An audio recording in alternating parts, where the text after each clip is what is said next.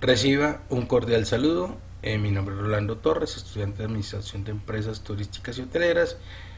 Y en este video hablaremos sobre los hitos del desarrollo desde un enfoque hegemónico basado en el texto de Ángel Libardo Herreño, y lo vincularemos con la postura del Papa Juan Pablo II en varias de sus encíclicas. Empezaremos diciendo que del texto se pueden sacar 5 o 6 modelos de desarrollo diferentes con dos momentos históricos importantes. El primer hito lo vamos a llamar una sociedad dividida en dos. Este modelo está basado en parado en un hito que es el origen de los modelos comunistas y socialistoides de finales del siglo XVI. Aquí entonces va a ser importante dos modelos filosóficos que son el socialismo utópico y el movimiento jacobino de la Revolución Francesa. ¿Qué plantea el autor en el primer hito? Cuando dice la sociedad divida en dos, traen estos elementos de la racionalidad socialista para decir es que nuestra sociedad, el planeta entero está dividido en dos: los opresores y los oprimidos, los países desarrollados y los países subdesarrollados, la clase, los ricos y los pobres. Para hacer un planteamiento perverso en el cual existe una conspiración de los países desarrollados y de los ricos burgueses capitalistas explotadores para no permitir el desarrollo de los países subdesarrollados. Esta postura ha traído grandes consecuencias a través de la historia. Las protestas sindicales, la guerrilla y, ¿por qué no mencionarlo?, los paros y las protestas que hemos tenido en nuestro país desde noviembre del año pasado están sustentadas en este paradigma, porque este paradigma dice que tenemos un opresor, y entonces la propuesta comunista socialista, que entre otras cosas revolvieron dos modelos que no tenían nada que ver, plantea que la única forma de liberarse de esa conspiración es el alzamiento en armas. El vandalismo, los destrozos, los policías heridos y todo lo que hemos visto en las personas heridas que hemos visto desde noviembre del año pasado hasta hoy en nuestro país son consecuencias de este paradigma. A este respecto quiero señalar que la lectura de este documento me creó gran enfado. Aún no salgo de la indignación. Cómo la universidad es capaz de pedirnos que leamos este tipo de materiales. ¿Por qué lo digo? Porque la interpretación que hace el autor evidencia una postura que en psiquiatría se puede llamar complejo de persecución, sí, o otros autores lo llaman los conspiranoicos, sí, es propia de personas paranoicas. Precisamente justifican todo su fracaso en la vida a partir de decir es que yo no puedo ser lo que quería hacer en la vida porque hay una conspiración de la clase burguesa capitalista explotador de los países desarrollados, y entonces no puedo ser con quien quiero ser. Reitero, esta postura es el sustento de todas, es una postura abiertamente anárquica y es el sustento de grandes conflictos sociales como los que, reitero, nuestro país está viendo en este momento. Hay un segundo paradigma que viene más o menos que se llama el desarrollo como una creencia. Entonces el autor es Gilbert Rist y él plantea que el desarrollo tiene 4 pilares.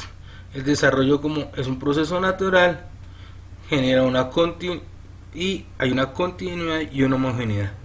Cuando dice que el desarrollo es un proceso natural, quiere decir que compara las sociedades, las naciones con la naturaleza.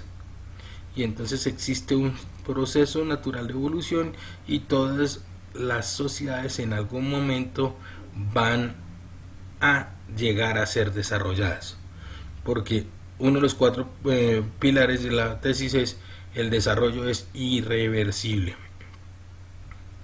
Ojo que este autor parece esto va en contraposición del primer hito. Es decir, él dice: no existe ninguna teoría de la conspiración, no existe. Todo ese paradigma socialistoide no es cierto. El desarrollo es un proceso natural.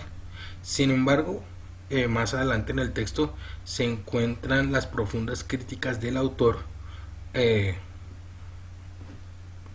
restándole valor a la propuesta de Gilbert Rist. Después de eso viene una segunda propuesta, pero esta propuesta hay que entenderla en función del hito existente en este momento. Paremos un momento. El hito, el momento histórico que cambia la concepción empieza en 1929 con la crisis del 29 y termina para finales de los años 40 con la terminación de la Segunda Guerra Mundial. Entonces podemos decir que los modelos de desarrollo tienen dos planteamientos. Este modelo supuestamente hegemónico que partiría del siglo XVI con el modelo del socialismo utópico y la hegemonía y el movimiento jacobino, y terminaría con la culminación de la Segunda Guerra Mundial. Entonces termina la Segunda Guerra Mundial, el presidente de los Estados Unidos es Truman y uno de sus asesores es John Keynes, padre de la macroeconomía. Hay que crear una propuesta para... Se dan cuenta que el modelo económico existente falla en algunos de sus paradigmas y Keynes hace una nueva propuesta que es lo que conocemos hoy como la macroeconomía. En esta propuesta entonces el desarrollo como meta requiere de los esfuerzos propios y la cooperación de todos los países. A partir de ahí van a salir dos autores importantes que van a ser Walter Rost con su teoría del despegue y normal. Entonces aquí que vamos a plantear en la teoría del despegue. Toda sociedad pasa por 5 etapas: la sociedad tradicional, el crecimiento autosostenible, la etapa de despegue, el camino a la madurez y el autoconsumo. Luego esto va a ser tomado por otros autores para entender que a partir del planteamiento de Roston, Keynes y Truman crean dos proyectos importantes en la economía del mundo. El Plan Marshall, que es como Truman parte de entender que el desarrollo no se logra sino es a partir de la cooperación entre naciones. Truman desarrolla el Plan Marshall para apoyar el desarrollo europeo, y el Plan Alianza para el Progreso, que es la estrategia de los Estados Unidos a finales de los años 40 y principios de los años 50 para apoyar el desarrollo latinoamericano. A partir de pasan los años y a finales del siglo XX aparece otro modelo que podríamos decir que está en contraposición de los anteriores, que en el documento aparece como el modelo del círculo de la escasez. Pero realmente el modelo del círculo de la escasez está basado en la propuesta keynesiana. Entonces entendamos qué dice Keynes. Estamos saliendo de la guerra, acabamos de salir de la guerra, el país está pobre, entonces y con un déficit fiscal bastante grande. Entonces, ¿qué va a hacer? Reducir el tamaño del Estado y privatizar todo aquello que pueda ser privatizable. La intervención del Estado para lograr el desarrollo se va a basar exclusivamente en fortalecer el consumo, motivar incluso mediante la emisión de dinero el consumo. Entonces la reactivación de la economía de los Estados Unidos después de la Segunda Guerra Mundial se fundamenta en reducir el tamaño del Estado, privatizar todo aquello que pueda ser privatizado. Entonces el círculo de la escasez dice precisamente eso: todo lo que se pueda comprar y vender será producto o servicio del mercado.